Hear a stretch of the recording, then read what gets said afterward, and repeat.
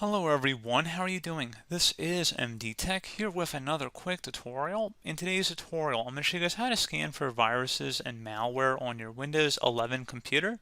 So this should hopefully be a pretty straightforward process here, guys, and without further ado, let's go ahead and jump right into it. So all you have to do is open up the magnifying glass down in the system taskbar and type in Windows Security. One of the best results should come back with Windows Security. Go ahead and open that up.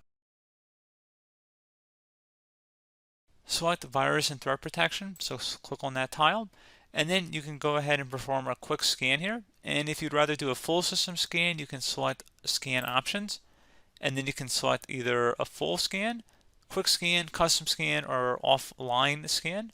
So you can read the synopsises about each one of these options here, but they're pretty self-explanatory in their name. And they even do have an offline scanner too, which is a nice feature that other antiviruses have incorporated over the previous years. So it's nice that they're incorporating that in Windows 11.